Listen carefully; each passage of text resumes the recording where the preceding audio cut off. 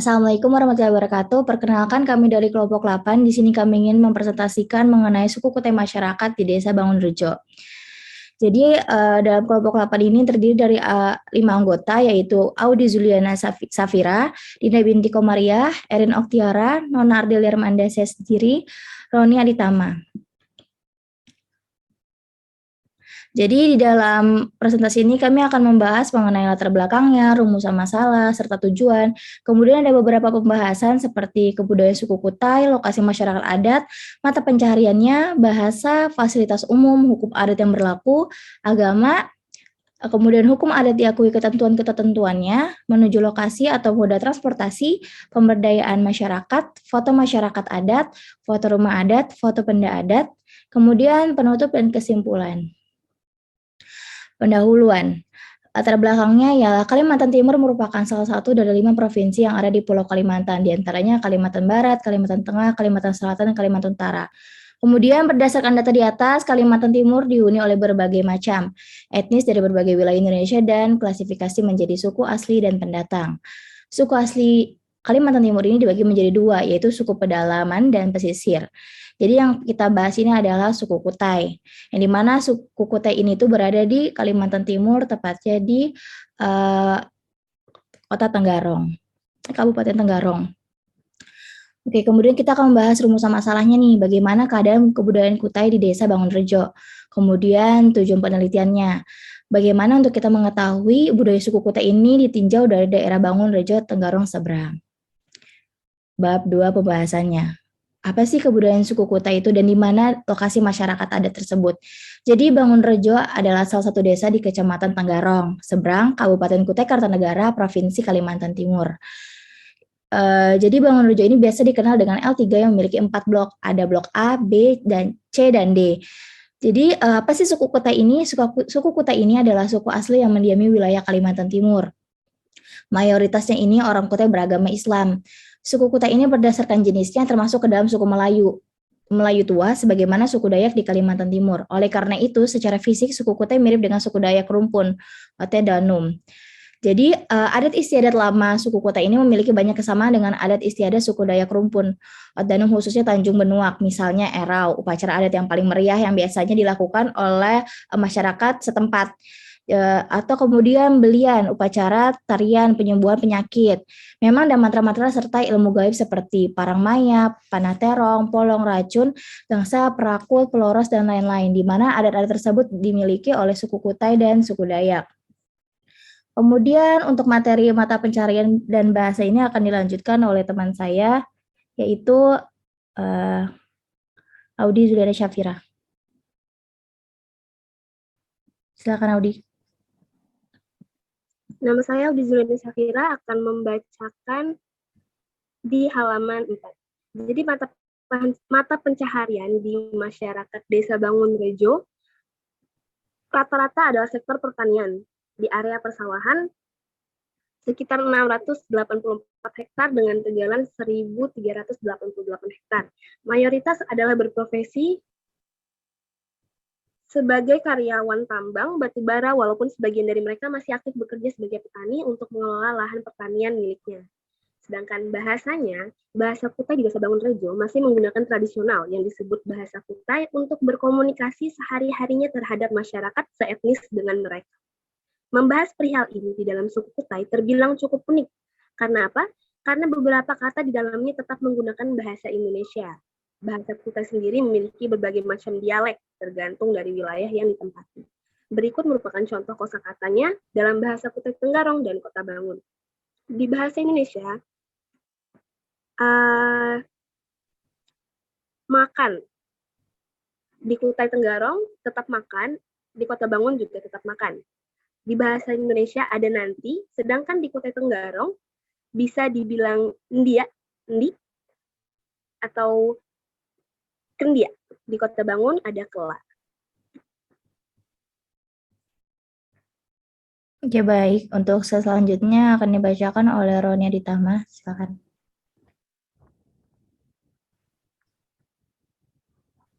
Fasilitas umum. Masjid Jami Hasanuddin masuk wilayah Kesultanan Kutai Kartanegara dan ciri khas Kerajaan Kutai yang ada pada zaman Raja Aji Mahkota berupa musola kecil dan dibangun menjadi masjid berukuran besar pada tahun 1930 pada saat kerajaan Kuta diperintah oleh Sultan Haji Muhammad Parkesit dari tahun 1920 sampai dengan 1959. Pembangunan Masjid Jami Haji Amir Hasanuddin tahap pertama dilaksanakan pada saat kerajaan diperintah oleh Sultan Haji Muhammad Sulaiman dan tahap kedua dilaksanakan oleh cucunya yaitu Sultan Haji Muhammad Parkesit dan diperkasai oleh seorang menteri kerajaan yang bernama H.A. Amir Hasanuddin dengan gelar Haji Pangeran Sosronegoro. Nama menteri inilah yang kemudian diabadikan menjadi nama masjid ini. Selanjutnya hukum adat yang berlaku. Dalam ketentuannya, hukum adat hanya dapat diberlakukan di desa adat yang di dalamnya terdapat masyarakat hukum adat, yakni warga negara Indonesia yang memiliki karakteristik khas, hidup berkelompok secara harmonis sesuai hukum adatnya, memiliki ikatan pada asal-usul leluhur dan atau kesamaan tempat tinggal, terdapat hubungan yang kuat dengan tanah dan lingkungan hidup, serta adanya sistem nilai yang menentukan peranata ekonomi, politik, sosial, budaya, hukum, dan memanfaatkan satu nilai tertentu secara turun-temurun. Pasal 1.1 Permendagri nomor 52 tahun 2014, sementara dalam penjelasan Undang-Undang nomor 6 tahun 2014 yang dimaksud dengan desa adat adalah sebuah kesatuan masyarakat hukum adat yang secara historis mempunyai batas wilayah dan identitas budaya yang terbentuk atas dasar teritorial yang berwenang mengatur dan mengurus kepentingan masyarakat desa berdasarkan hak. Berdasarkan peraturan perundang-undangan tersebut, sekarang ini sebuah komunitas tidak dapat serta-merta menjadi masyarakat hukum adat dan sebuah wilayah tidak dapat secara instan mendapat status desa adat, melainkan melalui proses birokrasi yang cukup rumit. Ada syarat dan tahapan yang harus dilalui. Air itu nyala ya?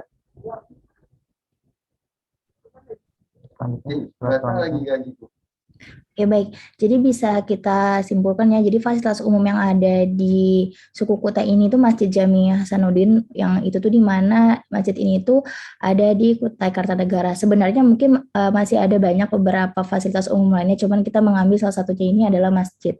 Kemudian untuk hukum adat yang berlaku ini, tentu hukum adat yang berlaku ini tuh sesuai dengan adatnya masing-masing. Misalkan di Kutai ini mempunyai ciri khas yang masing-masing. Jadi itu ada adat yang berlaku di Kutai tersebut. Kemudian lanjut ke slide selanjutnya. Silakan dipersilakan untuk Erin.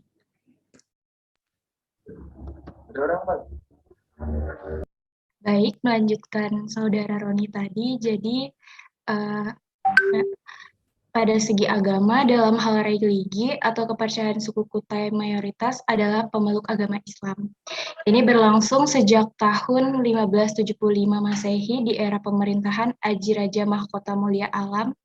Secara status, suku Kutai menganut agama Islam, namun sampai saat ini sistem kepercayaan terhadap leluhur tetap eksis. Hal ini dibuktikan dengan diadakannya upacara adat Erau yang dilaksanakan setiap tahun di Kecamatan Tenggarong, Kabupaten Kutai Kartanegara. Erau diambil dari kata erau atau semarak. Ini merupakan pesta adat suku Kutai, dan di dalamnya terdapat ritual-ritual yang sangat kompleks.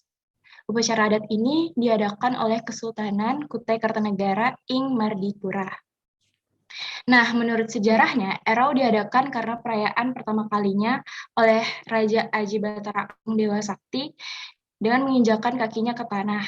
Aji Batara Agung Dewa Sakti merupakan raja pertama kerajaan Kutai yang merupakan anak keturunan asli dari Dewata. Sesuai dengan pesan dari para Dewata, apabila Aji Batara Agung berumur 5 tahun dan ingin menginjakkan kakinya ke tanah untuk pertama kalinya, maka harus diadakan Erau ini.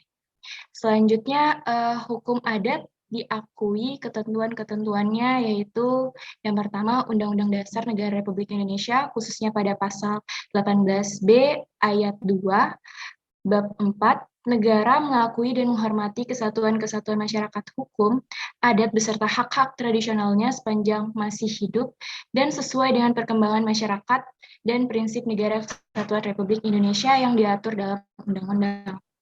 Yang kedua, Undang-Undang Nomor 6 Tahun 2014 tentang Undang-Undang Nomor 6 / 2014, khususnya pada bab ke-14 ketentuan khusus desa adat.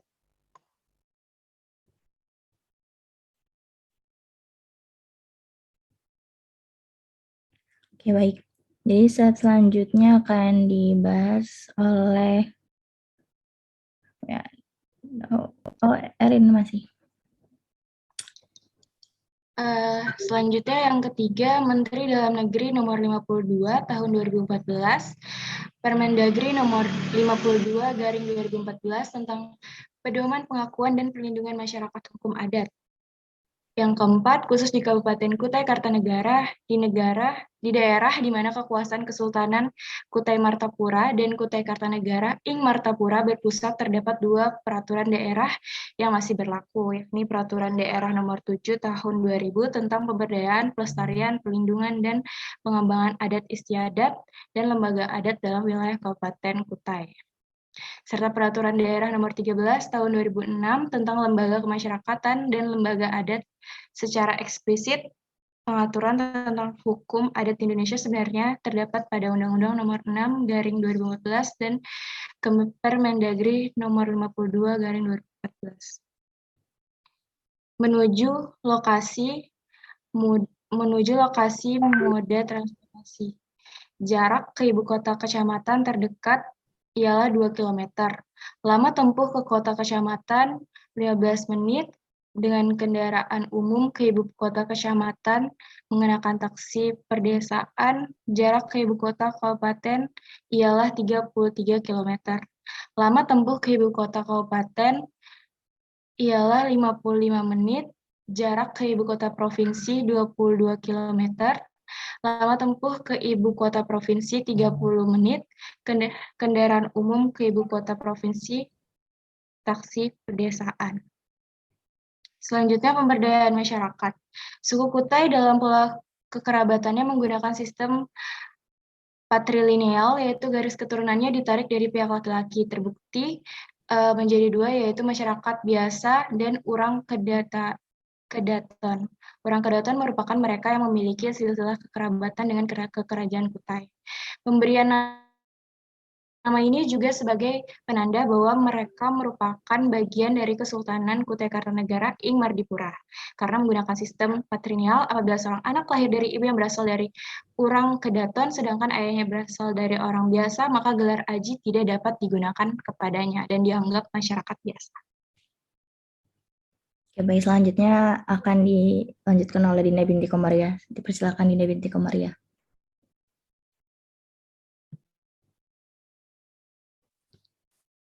Baik, di sini saya akan menjelaskan tentang beberapa peninggalan dari masyarakat adat Kutai. Seperti rumah Lamin. Rumah Lamin merupakan rumah adat pertama di Kalimantan Timur. Kedua, ada mandau. Mandau adalah senjata tajam jenis perang yang berasal dari kebudayaan Dayak di Kalimantan Timur. Oke, sebelumnya ini ada namanya foto masyarakat adat. Jadi masyarakat ini merupakan contoh peran pemerintah untuk membangun kota Kabupaten Tenggarong pada suku Kutai tersebut. Kemudian ini foto rumah adatnya dan ini foto benda adatnya. Kemudian lanjut kesimpulannya, silakan Dinda binti Komaria. Baik. Dari bahasan di atas sebelumnya dapat disimpulkan bahwa Indonesia memiliki budaya lokal yang bervariasi. Budaya lokal tersebut harus dijaga agar dapat memperkokoh ketahanan budaya bangsa. Selain itu, kita harus memahami arti kebudayaan serta menjadikan keanekaragaman budaya yang ada di Indonesia sebagai sumber kekuatan untuk ketahanan budaya bangsa, dan itu diperlukan pula antisipasi atau cara-cara agar budaya lokasi tidak tercampur dengan budaya asing. Yang baik. Jadi itu sekian dari pembahasan mengenai suku Kutai masyarakat di Desa Bangunrejo. Kami dari kelompok 8 ingin Mengucapkan terima kasih atas partisipasinya.